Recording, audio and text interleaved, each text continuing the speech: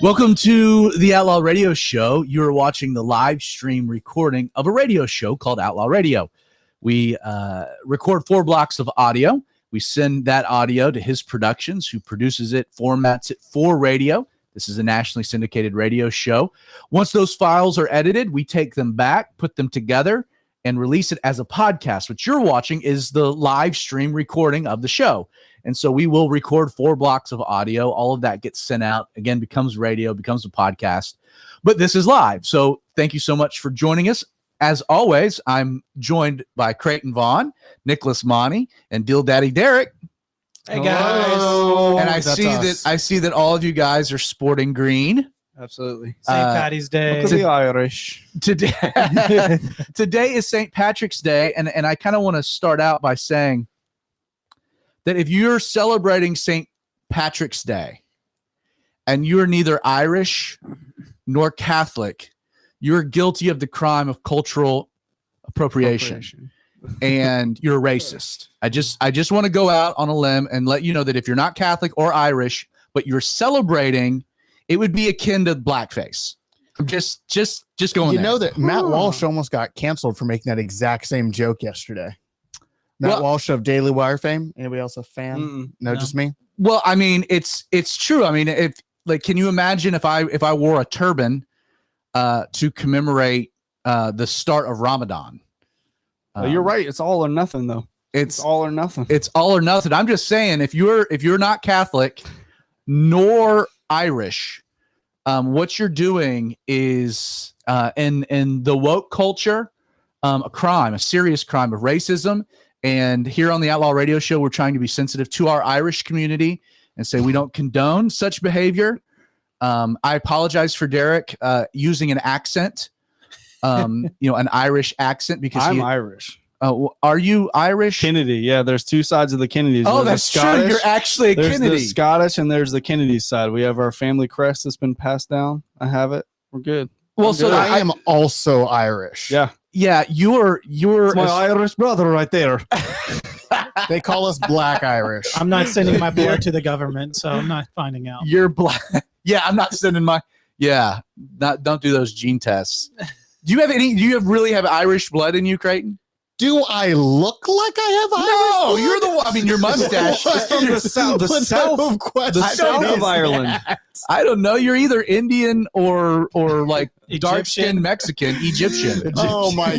I mean, your gosh, no, brother. I don't have any Irish in me. Your brother's Egyptian, so so you've got. I mean, you're Middle Eastern, correct?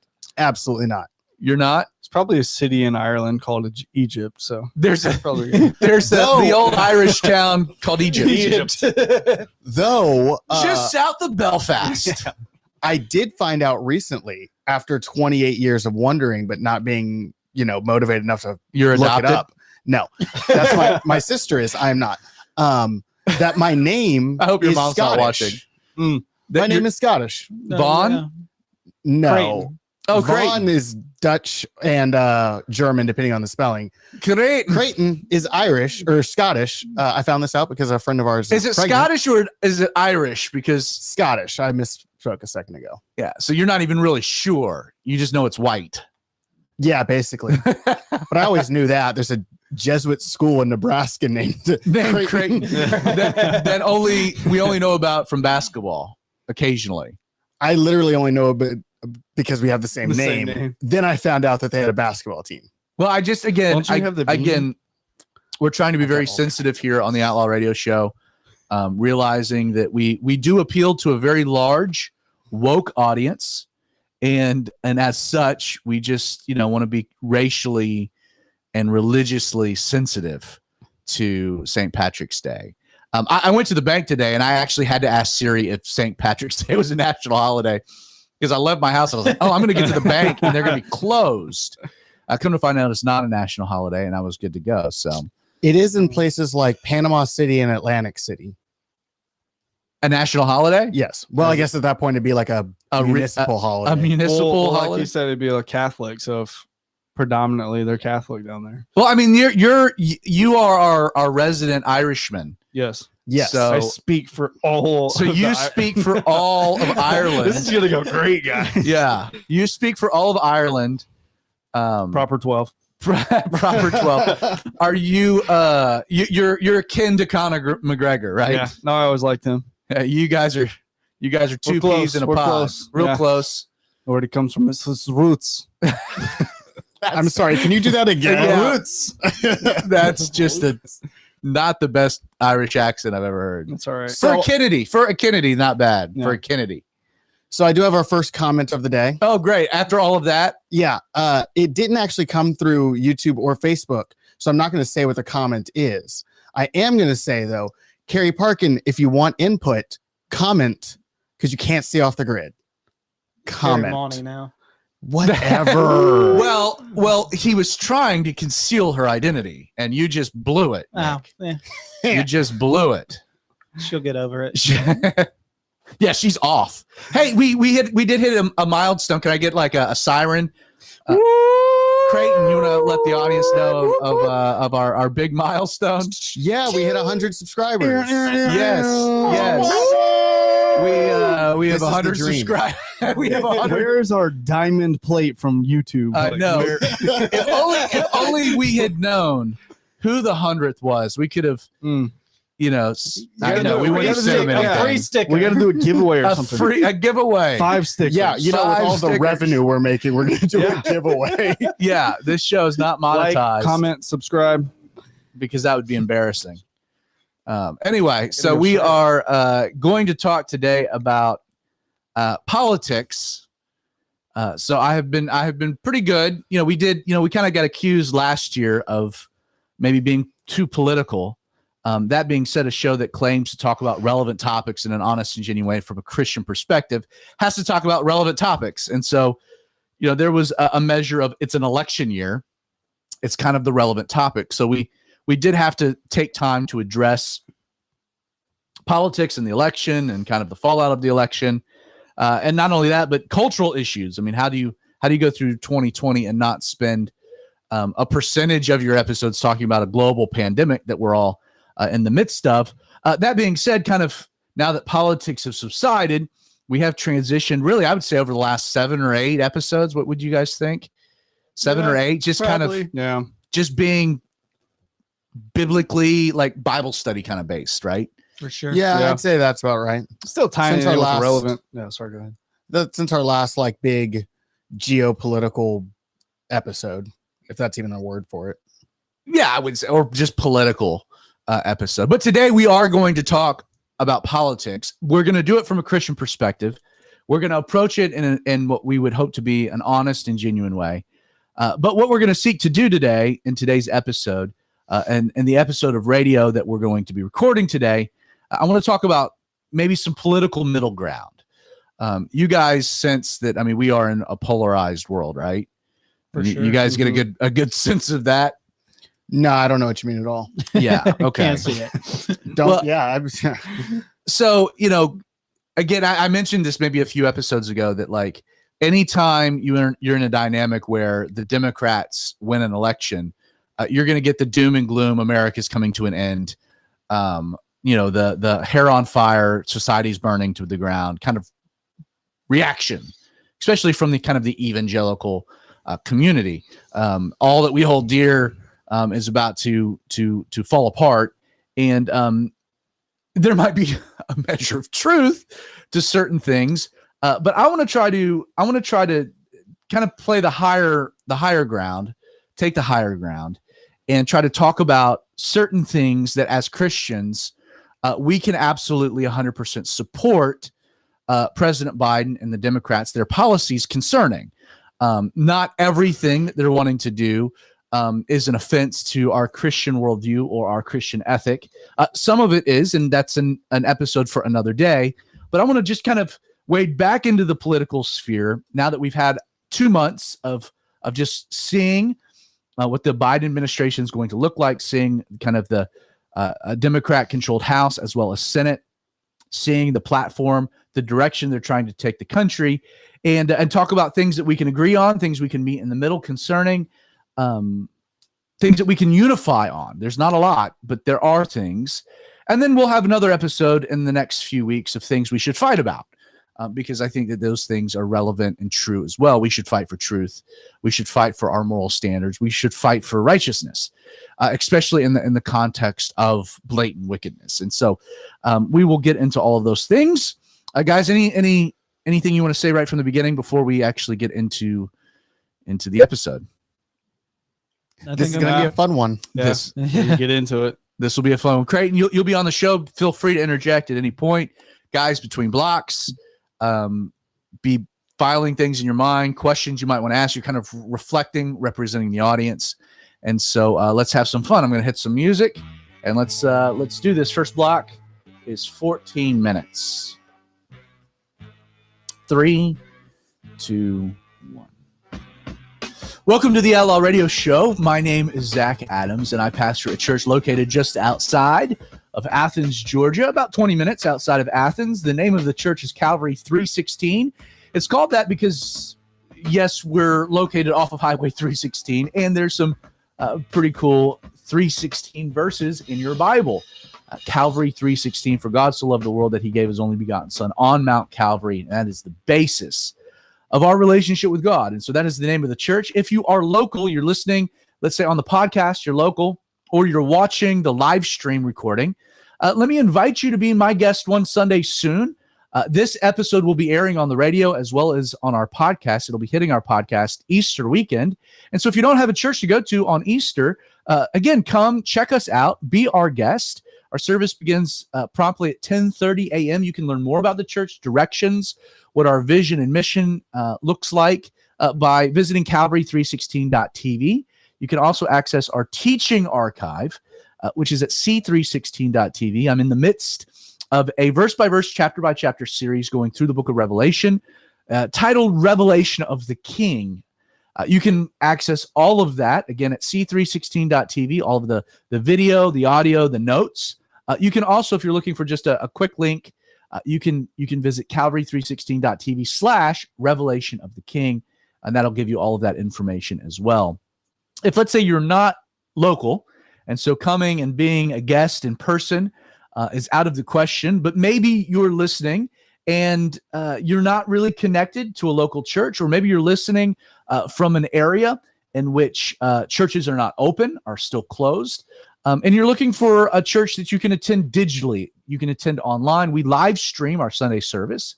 The easiest place to find our live stream is on our YouTube channel, Calvary316.live. You can also watch the live stream Sunday mornings again at 10:30 a.m.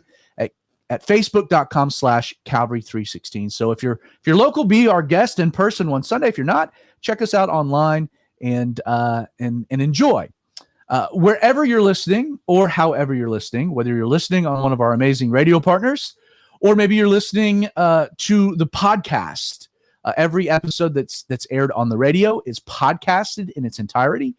Our podcast is available on Apple, Google, Spotify. So wherever you're listening, however you're listening, or if you're watching, we live stream the recording of the show. You can watch the live stream Wednesday nights at 8 o'clock at Calvary, not Calvary 316, excuse me, outlawradio.live. That's the quick link to our YouTube channel. You can also watch on Facebook, facebook.com/The Radio Outlaw. So if you're listening radio, listening on podcast, or watching so much, we want to thank you for being with us. This is the show that seeks to deconstruct the negative perception that the world has of Christians by boldly discussing relevant topics in an honest, genuine, a Christian way. I am joined, kind of my sidekick of the show, the resident audience member who's on the radio with me on the podcast, the man also behind the video camera, in case you watch us on YouTube, the live stream, Creighton Vaughn. Thank you so much for being with me, brother. It is always a pleasure. How y'all doing out there? So we kind of reached a unique platform, at least for us. We're slowly developing an audience on YouTube before they cancel us and remove us, deplatform us. We reached the 100 plateau mark, right? Yeah, we have 100 subscribers. Well, 101. Actually, 101. We're on our way to 200. So we're on our way to 1 million. We're on our way to 1 million, taking over the internet. So if you're listening on the radio and you're like, I can't stay with this show the whole hour, that's okay. There's the podcast.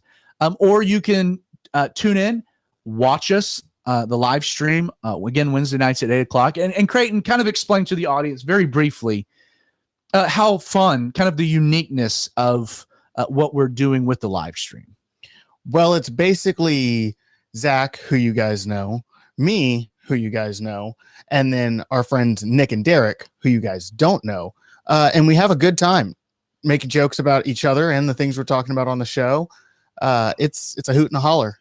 And so between each block that you're listening to, each block of audio, a continuation of that topic is carried forth. Both of the guys, Derek as well as Nick, are also acting as audience members. They're fans of the show to begin with.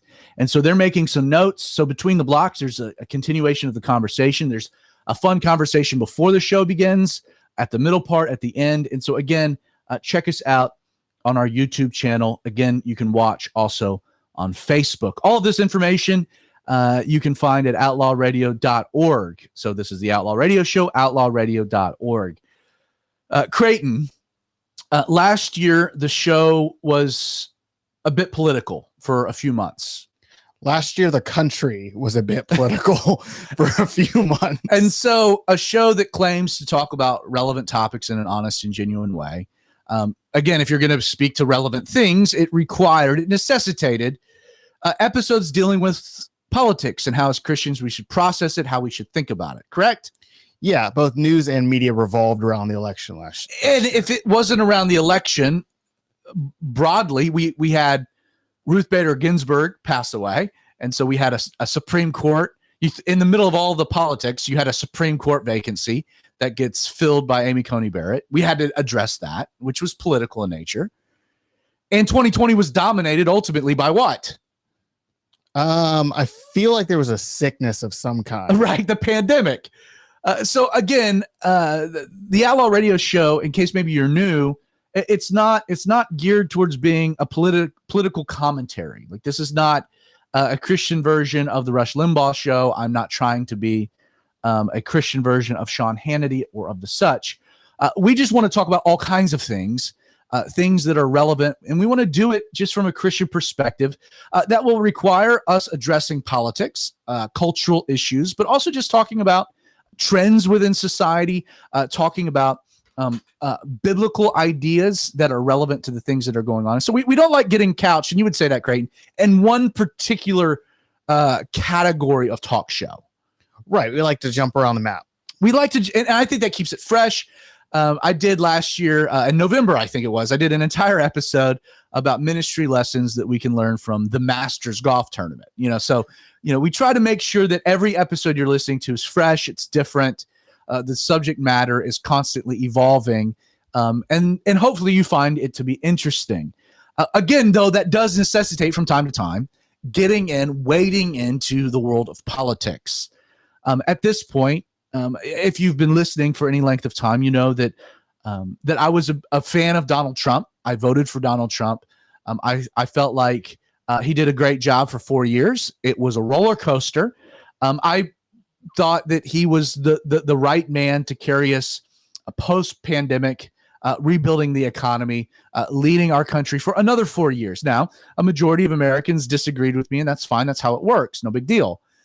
Joe Biden, there's a lot of things about Joe Biden that right from the bat, I don't agree with politically. There are things that I don't agree with morally, things concerning the Democratic platform. That being said, I've really held back on interjecting any type of perspective, any type of thought or opinion about the Biden administration or really this new Congress.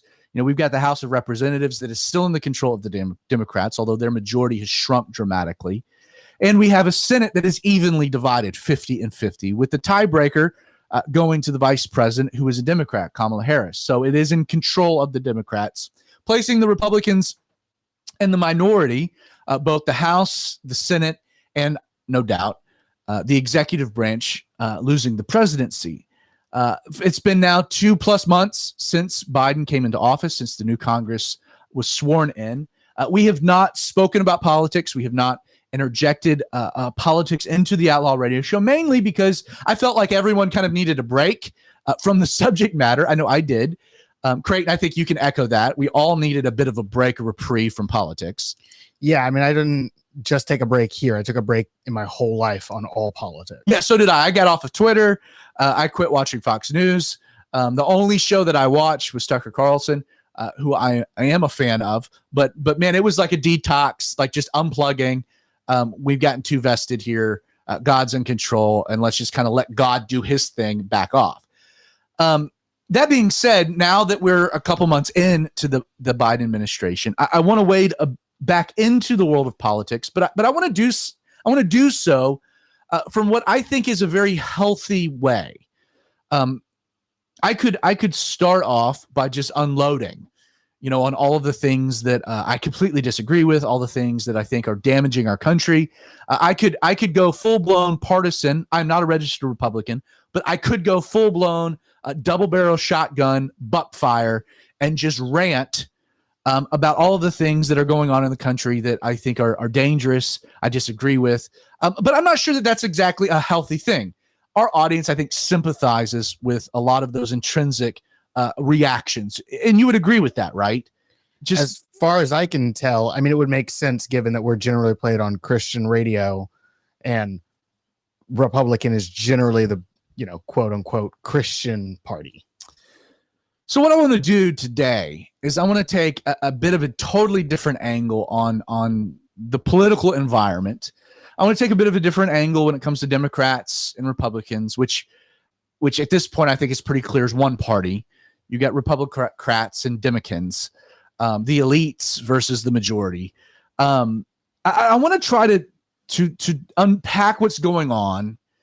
Again, an honest, a genuine way, a Christian perspective. And I want to do something that isn't done often. And that is try to articulate where I think there is genuine middle ground in our political world. Areas that I think Christians can support Joe Biden, his administration, things that they're wanting to do, like areas of unity. again, what is sad is that, we do live in a culture that preaches unity when in reality, all they're pursuing is conformity, uniformity, that it's a fake unity. Unity is a code word.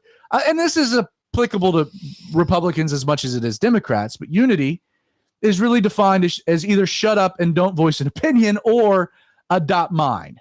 We can be unified by what we want to do, but if you disagree with what we want to do, then that's not unity. Like, shut up, go along, paddle along with the tide.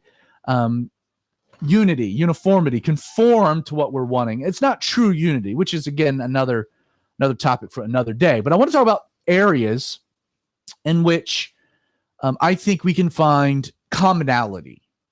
Now, there might be diversities of opinion, but common ground that we can work together to a mutual end. Areas where I think we all want the same thing. There might be variances on how we want to get there, but we do want to get to the same place. And again, I think that's a good starting point with this particular topic. Now, what's funny, Creighton, is so kind of the way that things roll throughout our Wednesday is I end up crafting the show, kind of determining a thesis, a title, something that we put out on our Facebook page to kind of advertise the live stream of the show. And I copy that, I send it to you because that gets tagged in kind of the metadata of the live stream. So when you got the tag that I sent you today, what was your reaction? I was very surprised. It's one of the first times you've sent me a tag and I was like, yeah, I have no idea what we're talking about. Usually you send me a tag, I'm like, okay, I can kind of see where we're going to go, what the angle is going to be. This time I was like, don't know what he's going to say because I don't know where we can find, except for the really easy ones like China's the enemy. Well, see, I don't even think that's not even on my list. I've got a list. This might end up being more than likely will be a 2-part episode. Don't want to be predictive in nature, but I highly doubt I'll get through everything today. But I think it's interesting. I think it's relevant. Again, your reaction of like, where is the middle ground is where we all are. And I have some thoughts to that. We'd love to hear from you, the listening audience. All of our contact information you can find at outlawradio.org. 14 minutes flies by. It sure does. I think China if you being get our enemy isn't a hot take, is it? I'm not going to get canceled for that. well, China might take cancel, umbrage yeah. to that. Just don't be on TikTok. Oh, I'm not. Yeah, I have yeah. privacy concerns. Yeah. TikTok is a spying app. Don't let your kids use it. I think it's just a waste of time. TikTok, scrolling away. Oh, I see what Derek did there. He, the resident Irishman, the Kennedy over here, kind of added a fun little pun there. Mhm. TikTok. Boo. I thought it was good. All right. Man, Well, we I promised didn't them really. fun in between blocks. And Yeah. we just came out real All right, go weird. ahead, run the next segment. Yeah, we should. We should just dive into it. 12 minutes. You guys ready? Yep. 3, 2, 1. Welcome back to the Outlaw Radio Show. Over the last few months, since the election, we have pulled back a bit on talking about politics. Again, though, a show that claims to speak on relevant topics in an honest and genuine way from a Christian perspective can't avoid all political discussions. And so, kind of wading back into the subject matter, I decided that I want to do an episode, and it will dominate probably today's episode as well as next week's. I want to talk about political middle ground, like areas, not that Republicans can get along with Democrats or Democrats can maybe include Republicans, but just as Christians, from our Christian worldview, our biblical understanding, our moral ethic, areas that we can support our leaders.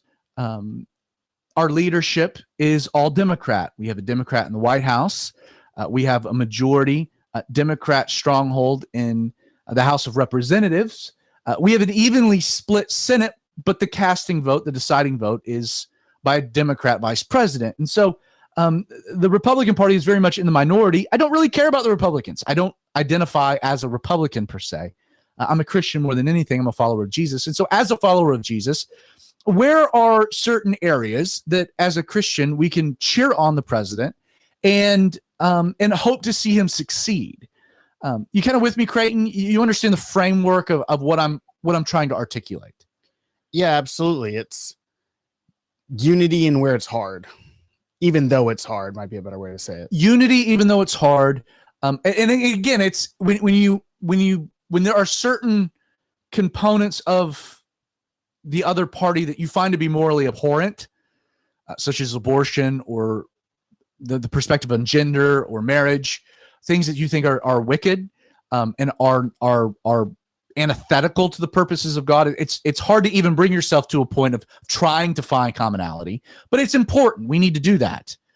And first, the first thing I think, the political middle ground, something that we can all be behind, rally around. It's something that I really would have thought you would have seen more of it in 2020, but you didn't.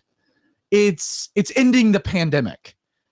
Like, I think if there's one thing Republicans and Democrats, or let's just say secular progressives and like fundamental Christians, you could throw in fundamentalist Muslims. It doesn't really matter. The one thing, like, I think all of humanity should be able to rally around a middle ground is seeing this pandemic come to an end.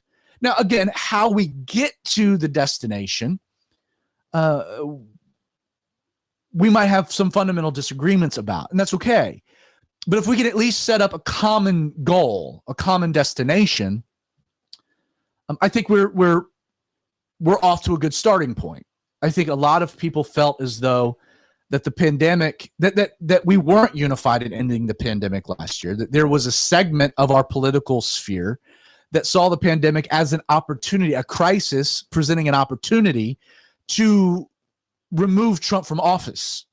I don't think that is a crazy statement to make. Again, I'm not advocating that there's anyone that wants to put lives over politics, but well, we do have an abortion industry that does put lives over politics. So it's possible. At this point, all of that's behind us. The Democrats are in office. It's going to be 4 years before this ever happens again.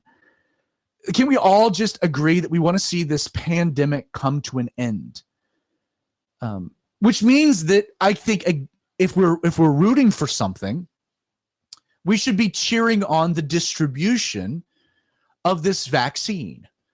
I'm not necessarily saying that I should be anywhere close to the front of the line for a vaccine. In fact, I think I should be an afterthought. I'm in good health. I'm not in a high-risk category. If you are a senior, I think we can all agree and rally around this idea that if there's anyone that has a health risk, that has an autoimmune disease, that is in the elderly, more vulnerable category, that they need a vaccine ASAP, and we should all work to that end and be cheering on the Biden administration to make that happen. I think the Trump administration, Operation Warp Speed, did a wonderful job setting the table, but we should root on those that are in charge of now getting the vaccine distributed, getting it to the states. These states, I don't care if you're a blue state or a red state, we want to see people vaccinated because it increases their risk of survival. It's a good thing. And we should also, again, seeing this pandemic come to an end, we should cheer on increased testing capabilities, the development of technology so people can test at home. We all want to see seniors protected. We all want to see vaccines distributed. We all want to see the world return to some measure of normalcy. We want to see the world return to a pre-pandemic context. We want to go and see our favorite baseball team in person. We want to see schools reopen. It doesn't matter, again, what your politics are. We want to see schools open. Children, some children, a lot of children haven't been in in-person educational dynamics since March. It's been over a year, which is astounding, really. It's astounding. And we're now we're seeing the data come out. And you've seen some of these studies, right, Creighton, where the damage being done to children from lockdowns and social distancing is astronomically greater than their risk for COVID. Yeah, I mean, if this had happened when I was in high school, I would not have graduated high school. I wouldn't have made it through. Though I might have gotten COVID and probably lived because I'm young, I wouldn't have graduated high school. There's no chance. I saw one report that says that more kids in the pandemic have died from suicide than have died from COVID-19. And that is an astounding, a stark development. The increase that we see in health, mental health issues, mental institutions, their bed capacity. You know, we talk about flattening the curve, and we wanted to flatten the curve to make sure that we had appropriate bedding capacities within hospitals. We don't have capacities within mental hospitals for minority children. It's a crazy thing. So if we're looking for commonalities, we want to see this pandemic come to an end. We want to see schools reopened. We want to see businesses reopen. We want to see normalcy. You know, I read a report that it's astounding that at this juncture, they estimate 100,000 small businesses have closed and will never reopen as a result of the lockdowns. That's a real shame. It's a real number, and it has a real world effect. It has a real consequence. It has a health consequence. Like, we're going to look back and I think when the history is written, a guy like Dr. Fauci is going to be perceived as a moron.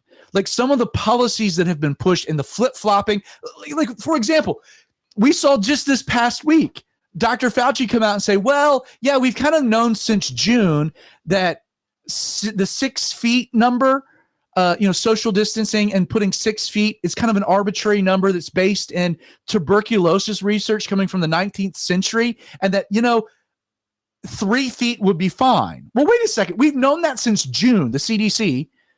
We've known it since June, and it's the pretext by which schools have not been able to open. You start scratching your head. For me, it's alarming when you run across stats that 1 in 5 renters are behind in America. 1 in 5. 1 in 5. It's 2 million people are behind on their rent due to the lockdowns. That's financial crisis numbers. We are. And what's alarming is that rates have been dropped to basically nothing. We've thrown a ton of stimulus to try to keep the economy afloat. We're on the verge of hyperinflation, or at least inflation.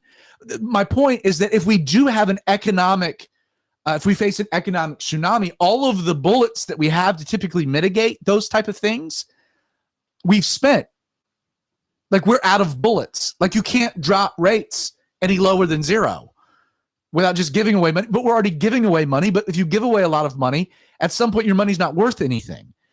1 in 5 renters are behind on their lease or mortgage. 100,000 businesses are closed. Schools are still shut down. And I think we all can rally around the idea, let's just do whatever is necessary to open up. It's kind of crazy that this is where we are a year after being told we just need 15 days to flatten the curve. And then you look at states like Florida, who reopened, have no mask mandates, have no lockdowns. And you look at the numbers of Florida in comparison to California, which are still under lockdown, still have state mask mandates, and they're virtually the same, implying that masking and lockdowns don't stop a virus from doing what a virus does. It's a virus. Virus is going to virus. To me, the moment that I kind of threw my hands up and said, I'm over this, like, I think I'm being sold a bill of goods. The moment I pivoted hard when it came to my perspective on this pandemic was, so in March, we shut down. We needed 15 days to flatten the curve. That got extended.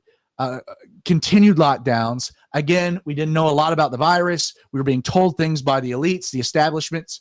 We get through April, and then in the middle of May, something happens culturally.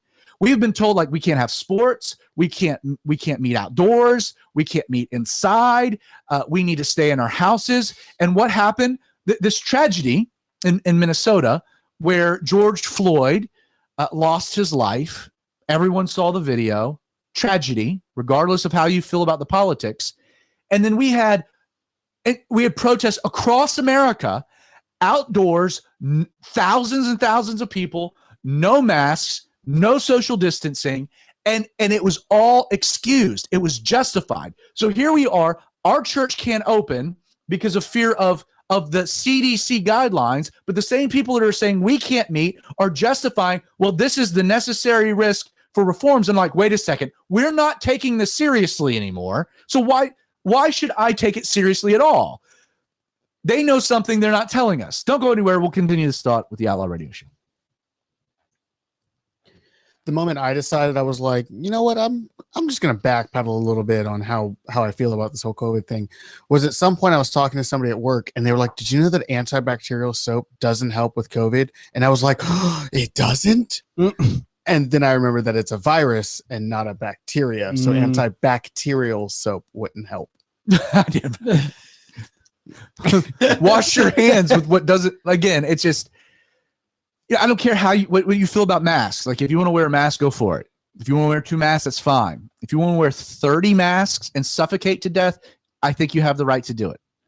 Go for it. Now, you can't get somebody to put those masks on you because that's a different thing. You want to do it to yourself? Literally knock yourself out. That's fine. I don't want to do it.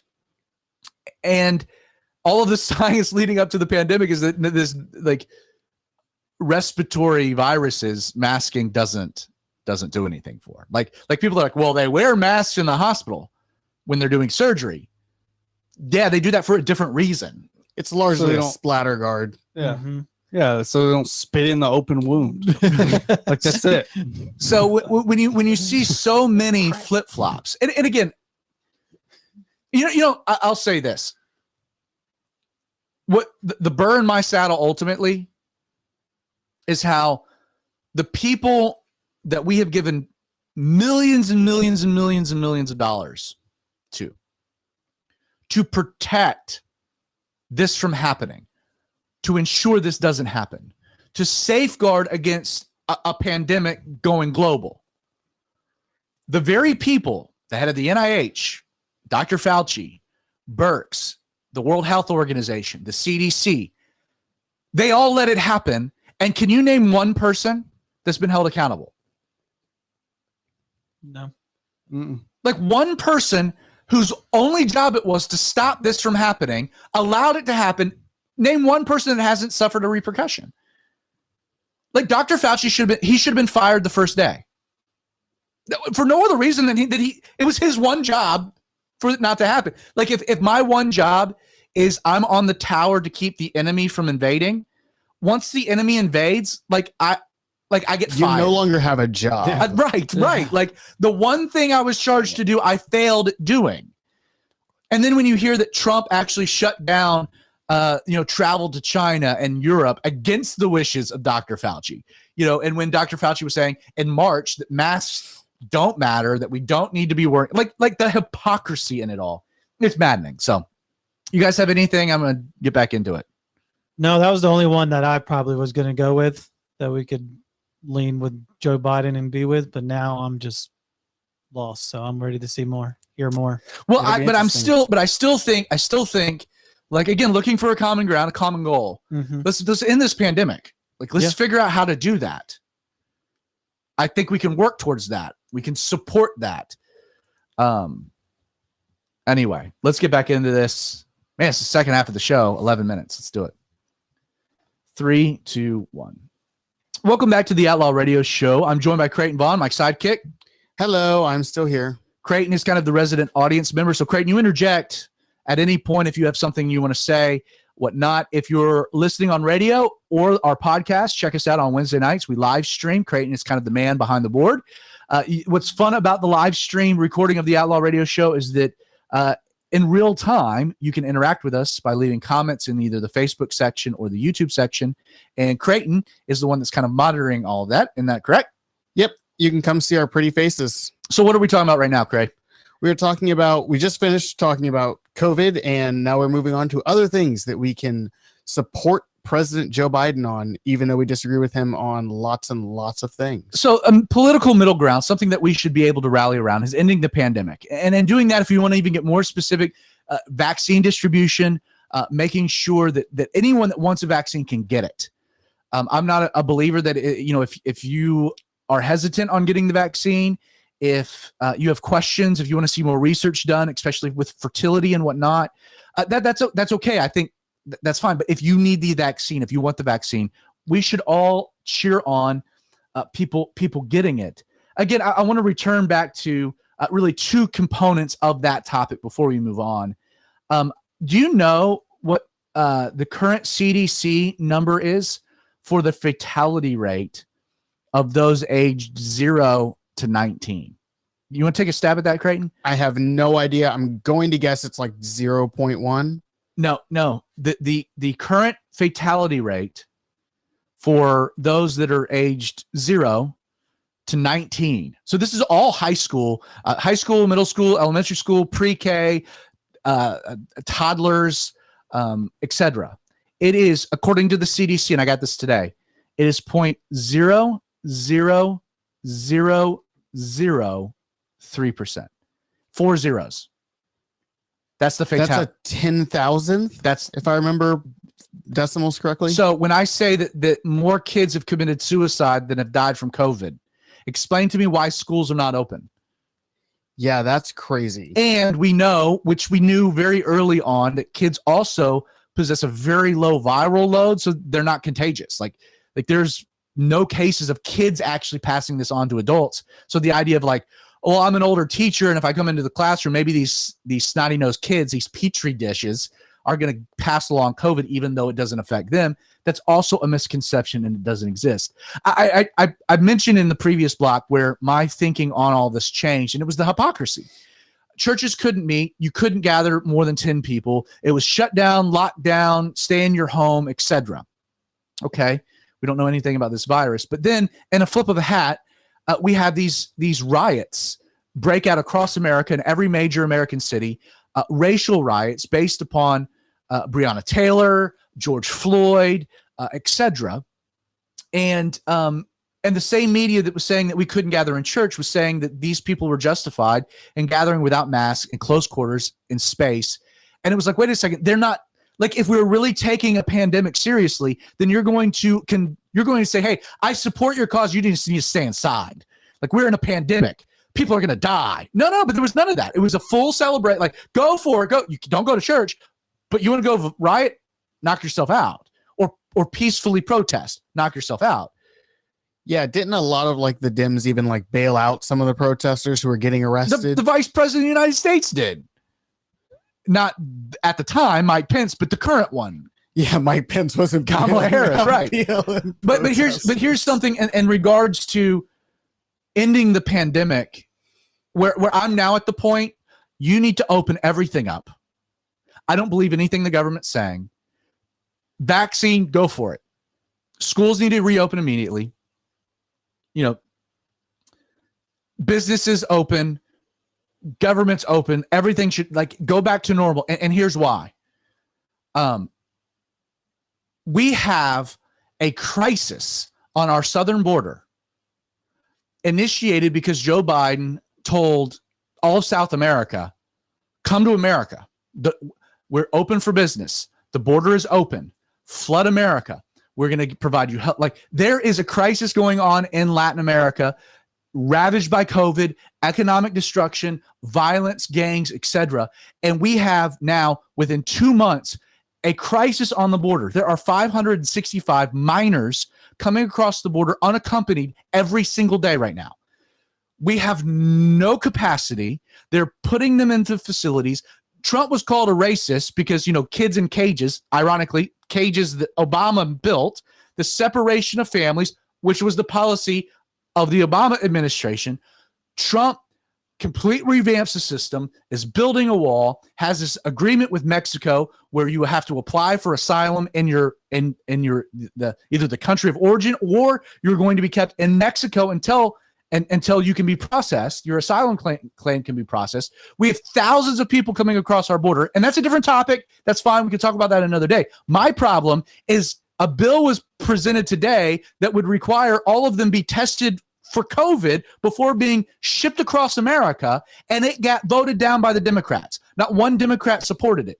So we're in a global pandemic. We are at the tail end. People are excited about normalcy. Joe Biden gave us permission to gather with friends on the 4th of July. Select few, but we could. Thank you from the edicts on high.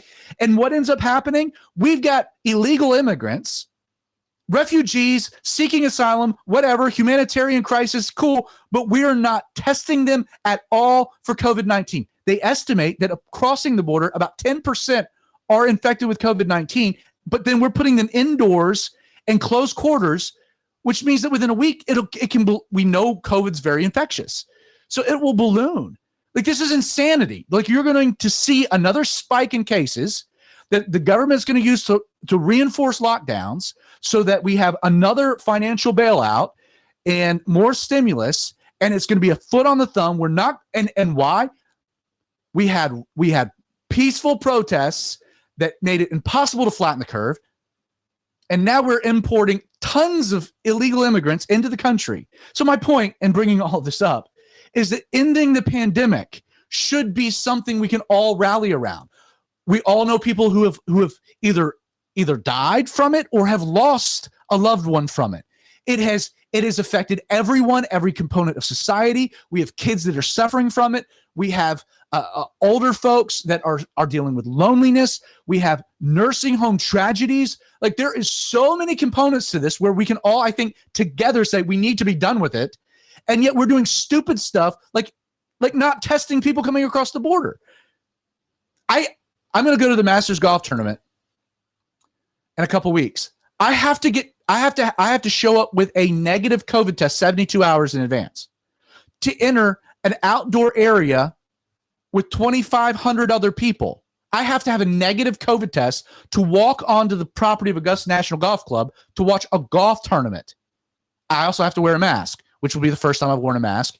But if there's any place on earth I'll wear a mask to walk around, it's the prettiest place on the planet. Serious question. Does it have to be a Masters themed mask? No, but if I can buy one, I will.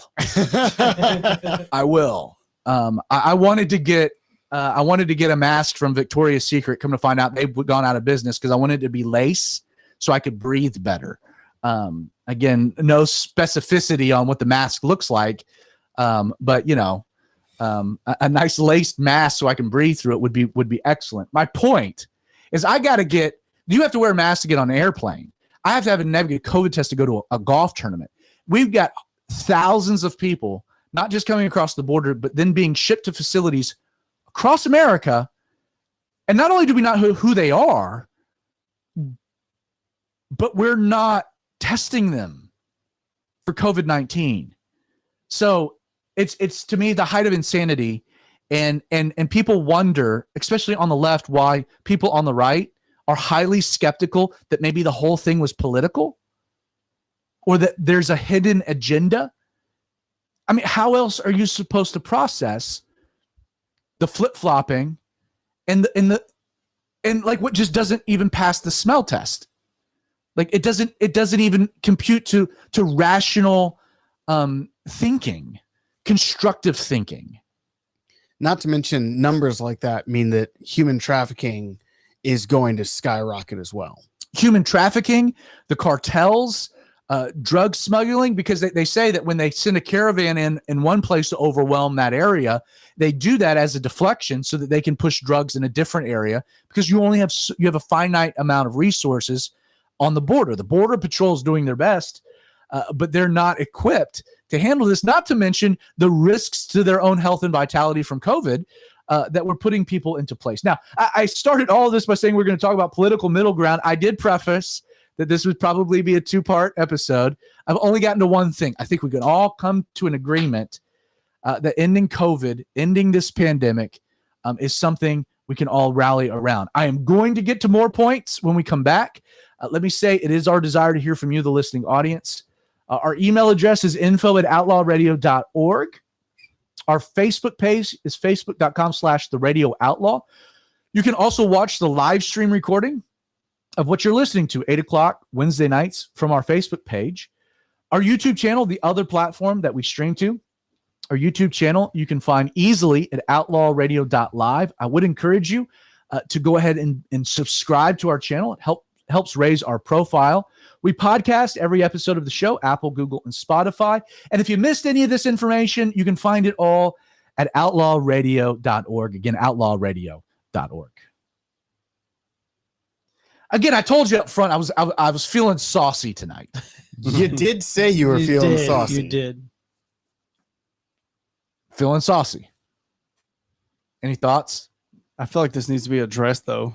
Like, I've been kind of over this from the very beginning. I was like, swine flu has killed significantly more people than COVID has. Not discrediting the lives that have been lost by COVID, but it's like, this is stupid. Well, you just would think that they would do everything in their power to try to stop it. And that's testing everyone, no matter if you're coming to the country, leaving the country, however, just stop the spread. And that's a great point, because I think one of the things that endeared, I think, people to Joe Biden a little bit was that, I mean, he ran on and reiterated, elect me, we're going to beat this thing in the first 100 days. Yep. 100 days. Yeah, if you go to work and then you get sick and then you have to get tested, then you have to quarantine until you have a negative test or stay out of work for whatever the duration of the period. But people coming into the country, flooding into the country, don't have to get tested whatsoever. Then, well, what's the point of that? Then why should you have to get tested then?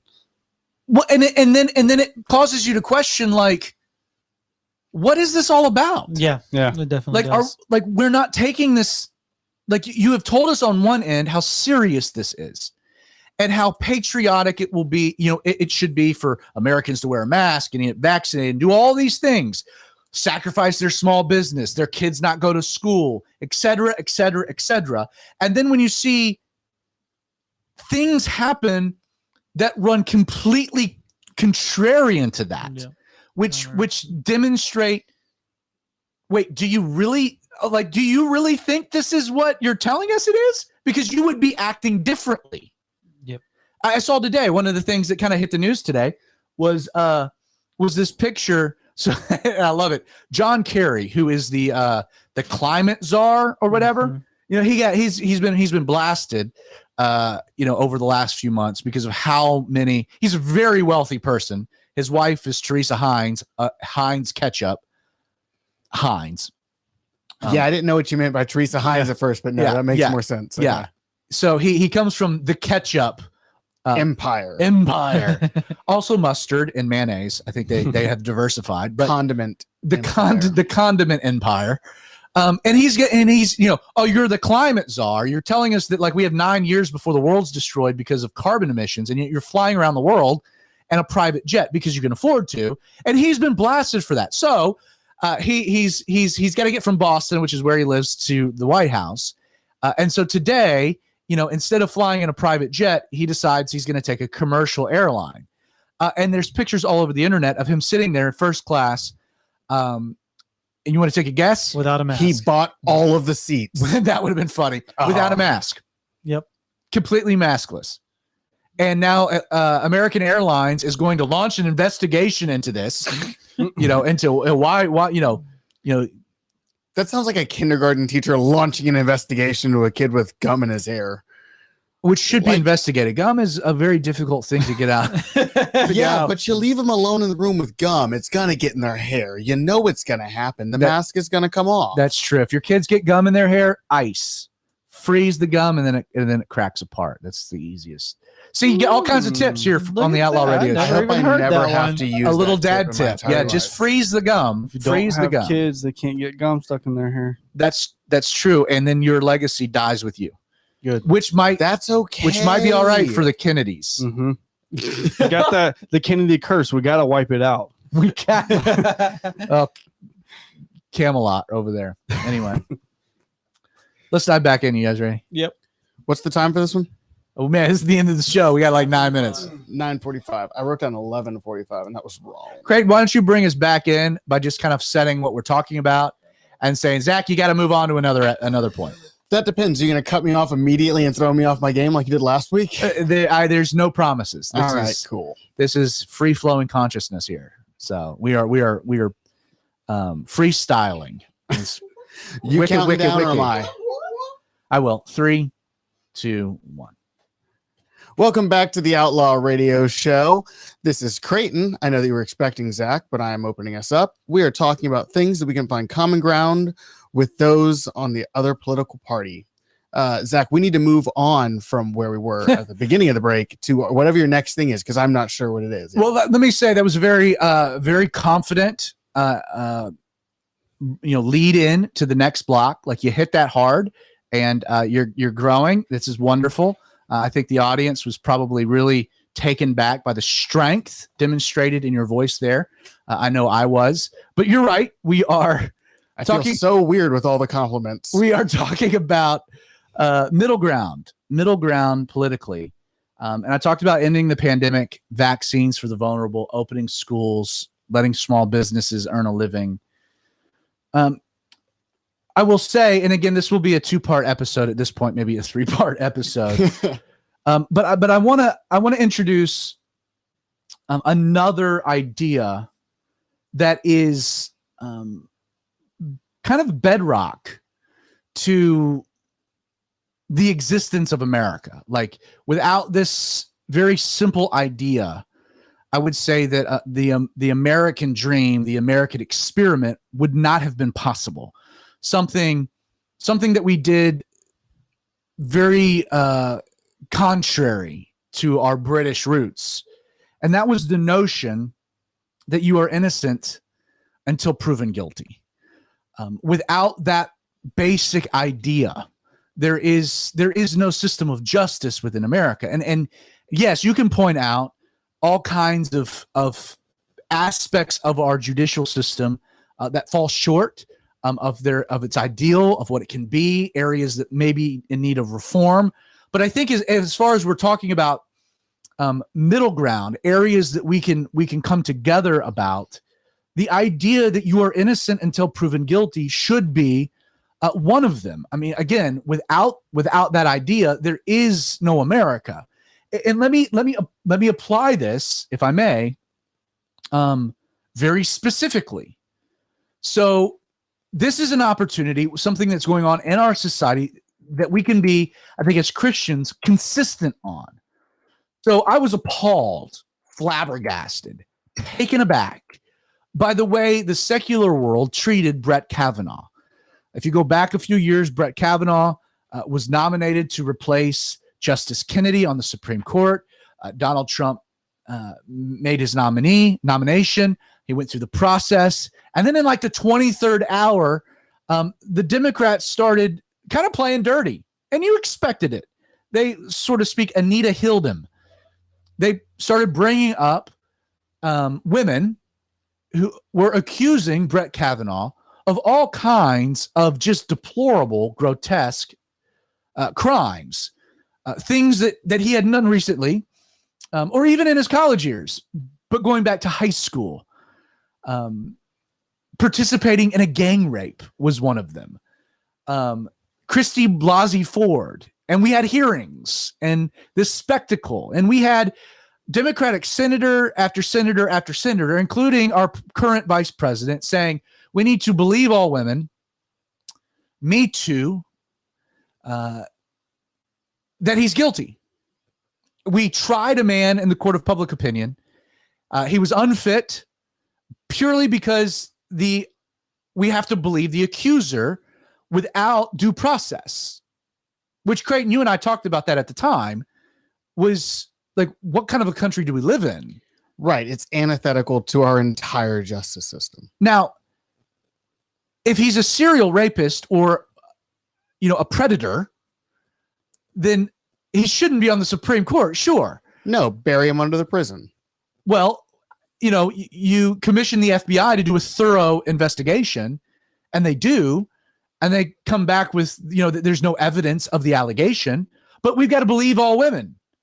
And you kind of took a step back and like, this is a very dangerous, path for us to be on. And it was different, by the way, than what the Republicans, did with Bill Clinton, because Bill Clinton was impeached on a provable crime.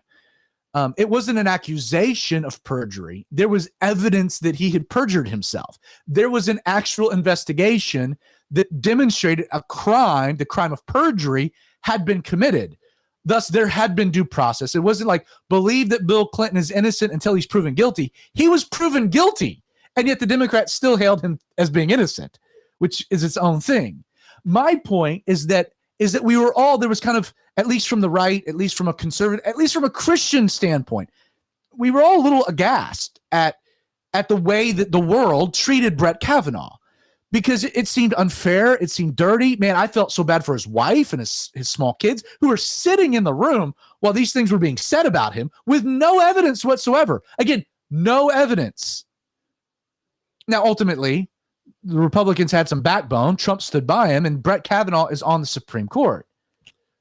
But that's an accusation that never goes away. It never goes away. Especially with the internet. Clarence Thomas is still dealing with the accusations brought against him by Anita Hill years, the late 80s or early 90s, whatever it was. Here's my point, and the reason I bring this up is that we right now have a Governor Andrew Cuomo of New York, who I find to be a creep, honestly. He's a creepy guy. Like, just the way he talks, it's like he wants to be an extra in Goodfellas. There's a lot about Andrew Cuomo that you're just like, man, ugh. He seems like a caricature of a New York Italian. Yes, like, and not a good one, not a good caricature. But here's the thing: as of late, he's been accused of a lot of things about nursing homes, and about some of the policies and maybe a cover up with that. Again, accusations. There seems to be a lot of smoke. Where there's smoke, there appears to be fire. But an investigation needs to be done on that. But then we've gotten this entire thing that has emerged about accuser after accuser after accuser coming forward, making the accusation that Andrew Cuomo has engaged in sexual improprieties, inappropriate touching, suggestive things, and whatnot. I think that's all, by the way, a smokescreen to get him out of office and deflect from the real crime that was done. But here's where I think as Christians, we can be really consistent. I don't think you should be calling, or anyone should be calling, for Andrew Cuomo to resign. Biden came out today and he said that Cuomo should resign if the allegations are true. Well, no joke, Joe Biden. Like, yeah, Joe Biden should resign if the allegations, are true. Sure. So you ask, hey, Andrew, are the allegations true? No, they're not. Well, then you shouldn't resign. You don't take his word for it, which is why there should be an investigation. And I think, again, looking for places to find middle ground in our society, I think Andrew Cuomo should be impeached for other reasons, not necessarily for this, because he should be treated as I felt Kavanaugh should be treated. He is innocent until proven guilty. There are accusations made, but don't the accused have a day in court? The presumption of innocence is paramount, or our country crumbles. The bedrock is gone. You know what I mean? Yeah, I mean, it's how we do everything in the justice system is based on innocence. We don't prove innocence, we prove guilt. We prove guilt. We don't make it incumbent on the accused to prove their innocence, which is what they did with Brett Kavanaugh. Interestingly enough, he happens to be the weird person that keeps detailed calendars from his high school years, like seriously, which saved him, because he could actually point to I don't see, there's nothing I can prove my innocence, which most people really can't. So also, I mean, with those calendars, you could have just been like, I'm a nerd who keeps calendars. I don't go to parties. Right. I'm the nerd that drinks that likes a beer and keeps calendars. So take that for what it is. Anyway. Yeah. Creighton, thanks for being with me. It is always a pleasure. This, my friends, will carry on to next week. I've got several more points, big ones, that we're gonna address. But I do thank you for listening to the Outlaw Radio Show, for staying with us over the course of the past hour. If you liked what you heard, contact your local Christian radio station. Thank them that they're carrying this type of programming in your area. Reach out to us. Let us know who you are, where you're listening from. If the show has impacted you in any way, outlawradio.org. You can watch the live stream Wednesday nights at 8 o'clock. Once again, my name is Zach Adams, and I hope you join me this time next week for more of the Outlaw Radio Show. You want kind of the tease for the other points? Yeah. Of Or do we want to talk about this first and then get to that? Let's talk about this first, then do the All right. tease. That way we can use the tease as a promo tease. for next. When we do the next one. Like, There hey, if you had you go. stuck around for the live stream, you could have gotten a hint of what we're talking about today. I like that. You're thinking like a producer, Creighton. That's why they pay me the big bucks. We don't pay you anything. Nick and Bill Daddy, what do you got? Nothing really. Um, No, I mean, it's interesting to listen to. I mean, I'm just trying to soak it all in. It is weird how they're doing all that stuff. And no, to your point with Joe Biden saying like, okay, well, if these allegations are true, then you should resign. Well, like, okay, well, what standard of allegations in this kind of proceeding do we hold to everything? It's all or Right. nothing. You either do it all exactly the same or you don't do any of them the same. Well, and I think, when I see pundits on TV like calling for his resignation over accusations, unproven accusations that have some credence to them, which would then be very provable by an investigation. I think again, a part of the political sphere discredits themselves because then they can be accused of hypocrisy. The next time from their side, suffers the same type of. Again, this is a moment looking for common ground where we can take a step back and say, hey, no one should be calling for his resignation. We should call for an investigation. We would want the same thing done when it comes to a Republican and a Democrat. Again, people want kind of to rid the environment of just the blatant hypocrisy. Again, it's a middle ground. I think it's fascinating that Biden said that if the allegations are true, Cuomo should step down.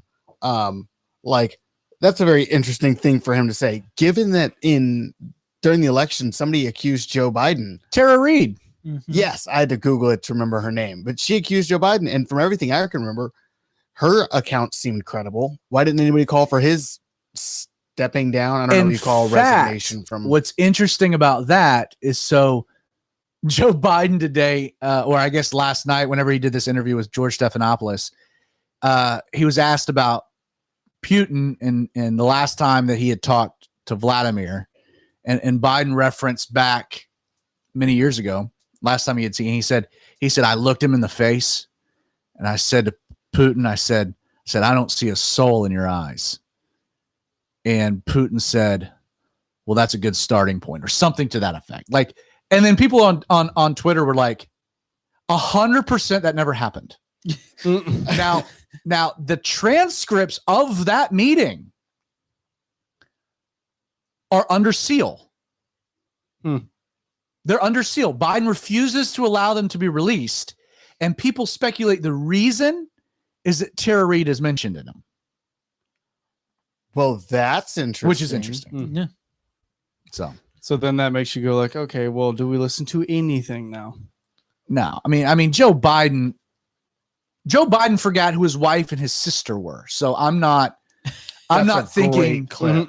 I'm not thinking that it's all that. My grandfather, when he got to his late 70s and 80s, started telling all kinds of stories, none of which had any semblance of truth. So why would we expect anything other than old Joe? Nick, you got anything?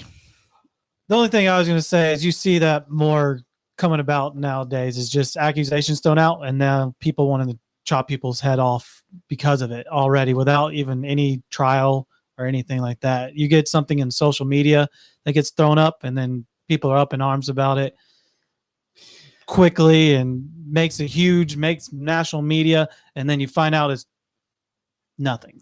Well, Or it is something. I mean, It's like we've switched from your actions speak louder than words to now your words speak louder Yeah. than actions. or that what you're accused of matters more than what you've done. what or you've said. actually Yeah. done. If you've been accused of rape, then you're a rapist, no matter Yeah. what. Even if you're proven guilty, you're a rapist. Or what they do is Proven is that you are forever an accused. You're an accused rapist. Yeah. No one's proven that, but you have been accused of it, which goes into your Wikipedia and lives with you forever. Yep. No one reads retractions. Right. Right. Like, No. I'm not necessarily accusing Joe Biden of raping Tara Reid, but I am saying that it's interesting that his was dropped, and like His wasn't even dropped. It wasn't covered at all. Yeah, Right. that's the Like difference. it was just ignored. My real problem is the hypocrisy in the way that things are. Like Cuomo may or may not have been inappropriate with these women. Who knows? But I think it's interesting that, boy, do they jump on him immediately. And why? And why? All of this stuff had existed before, which I think is why he wasn't the vice president. They weren't going to let him be the vice president. They needed somebody they could control, Kamala. But why are they trying to axe him now? Because of the nursing home else. death toll. It's because he totally messed up with the nursing home death toll, and it's going to be bad. And so they're going to discredit him, crucify him, remove him, ghost him, and guilty or not, it goes away. They're going to do the same thing, man. You're going to see it. I think they're going to do the same thing with Gavin Newsom And maybe Whitmer too. and Whitmer. Yeah, you're going to see a lot of these governors, have to fall on their swords to protect the party. Yeah, it's like a forcible quitting so you don't get fired thing, because being fired means that other people get in trouble. Right. Yeah, if you resign, the cover up remains intact. Which is why I think Fauci has survived, because he's untouchable. Like people came out so much and used him as this pawn against Donald Trump that now what can you do with him? Because if you fire him, if you discredit him, if you attack him, you give credence to everything Trump was saying from the beginning. He has the largest salary of anyone in the entire federal government. He makes more money per year than the president of the United States. Huh. What? Yeah. Now, granted, most of them don't make a lot, but he has the highest salary in the entire federal government, Dr. Fauci. Now, he's been there for 60 years, so over time, it just, accumulates. You Man, I adjust should have for gone to inflation. college and gotten a cushy government job. Right. All right, let me give you the tease. So here's the tease. Yeah, we'll cut this into a promo for our next episode. Civility in our discourse. Biden ran on that. Biden ran on like we're gonna work across the aisle. We're gonna respect one another. We're not gonna be tweeting nonsense like Trump. I haven't seen that happen yet, but because he said all that and ran on it, maybe that's a middle ground where we can be like, okay, we're not gonna call you a senile old man with dementia, but maybe you also treat us with respect. Yeah, it's like it's Good luck, de-arming a vocal arms race. Right. Good luck. But again, looking for common ground. Here's another one. The filibuster. We should protect the filibuster. Wait, aren't the Dems like legit against the filibuster? Well, no, during the Trump administration, and you can go quote after quote after quote after quote, because Trump wanted McConnell to get rid of the filibuster so they could ram their agenda through. Right. And all of the Democrats came out and they're all quoted as saying, if you remove the filibuster, you're going to destroy the institution of the Senate and therefore America itself. And Mitch McConnell refused to go along with Trump, and he protected the filibuster. Now, it is true that the Democrats are wanting to get rid of the filibuster so they can ram through their agenda, which will be the downfall of America. It's bad news. But you can go off and play off of their own quotes of 2 years ago to try to find some so middle it's ground. literally just if you're in power, you don't want the filibuster. If you're out of power, you want the filibuster. Well, ironically, more or less.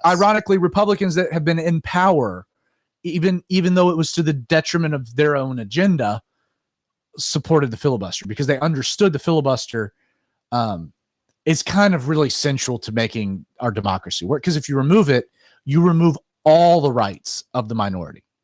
Gone. Period. Right. They just get railroaded until it's a forever. Like it's a roller coaster. Anyway, I'm teasing. I'm not extrapolating. And this is actually in light. I have this written down. This is in light of what we've been talking about. Biden also ran on being the most transparent president ever. Now he hasn't had a press conference in like 100 days, and he's proven to be the least transparent president ever. And Trump did like 3 press conferences a day.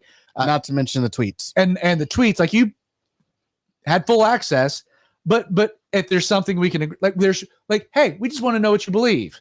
Like let's get it all out there. And I have with that stop the hypocrisy. Like I think maybe not the political class will join with us, But if I was sitting here with like the most liberal person I know, like looking for common ground, and I was like, hey, we should have transparency in our government, like raw transparency and the elimination of hypocrisy. I think that person and me, we'd be in 100% agreement on. The Biden bros will be all over that. Right. Here's number 6, and this is the one that will get controversial. Bernie bros. I have to correct The myself. Bernie bros, not Biden bros. Bernie kids will love the transparency. I think the Biden bros are the ones with the financial deals in China. Solid. All right. The another one is that I think if we're being fair and we're trying, like if we recognize that what we have in America is a corporatocracy more than a democracy, then I think we can absolutely find common ground. We should.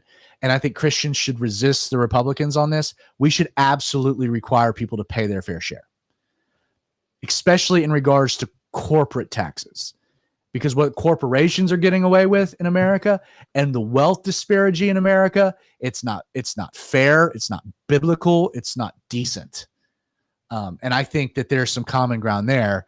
And again, that's the point that we're going to get. So, I'm going to tick off the right, but I want to talk a little bit about, I think we can agree on paying your fair share and what that actually looks like.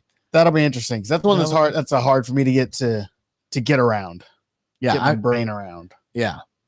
Yeah, in 2018, Amazon, not only did they not pay any income tax, they got a refund. I didn't get a refund in 2018. Amazon got a refund. The average Fortune 500 tax rate is 11.3%. What's yours? Is that something I should know? Because that's it's probably like 25%. You're a single man, maybe 30%. How much of your paycheck goes to taxes? Is that something that I'm supposed to know? Do you not look at your pay stub? No. Mine's like 27, 28. Yeah, mine's in between. Okay, thank you. 25 to 30. The other adults in the room. I get paid direct deposit. 11. Still look at my stuff. Fortune 500, 11.3%. I'll take that. 11.3. You know how much Amazon paid in taxes in 2019? I'm guessing it's going to also be zero. 1.2%. Oh my god. Oh my Lord. In 2018, 60 of the largest companies paid zero in income tax. Zero. Again, that's kind of, it's egregious. When you got the money to hire any tax professionals that you want to be able to do it for you, then. Oh, well, I read this before we went on air, but and we'll get into all of this next week. But Jeff Bezos, his increased wealth, the wealth he accumulated between March and September of last year, could have given all 876,000 Amazon employees a bonus of $105,000. Oh my God. And he would have still been as wealthy as he was before the pandemic started. Every single employee. Just the money he made from March to September. 6 months. He could have given every Amazon employee a bonus of $105,000. Like I saw that where is this? In 2017, an Oxfam study found that 8 people, 6 who are Americans, own as much combined wealth as half the population of the planet. Is that the system that we're defending? Yeah, I remember during the Democratic primaries, I saw like a Instagram post that was equating billionaires to dragons sitting on their hordes of gold and jewels. And I was like, oh, don't be ridiculous. I might have been wrong on that one. In America during the pandemic, we added 43 billionaires in America during a pandemic. Am I one of them? And which 80 at wish. one point over the course of the pandemic, 80 million people have at some point been out of work. Yep. Jeez. The wealth only get The top 20% of earners in America have done better in the pandemic than they did beforehand. Yep. Like we have a massive wealth problem in America. And we're going to also have a massive debt problem, which will lead to an inflation problem if we don't get our books in order, but there's only so much money. So anyway, those are the points that we're going to get to next week. We're going to rock some music, fellas. say goodbye. Y'all have a wonderful week. That was give me a little Irishman there, Derek. Right, well, top of the morning to you. See you tomorrow. Hey, Next lucky week. charms. Yeah. See you guys. Thank you for being with us. See you next week.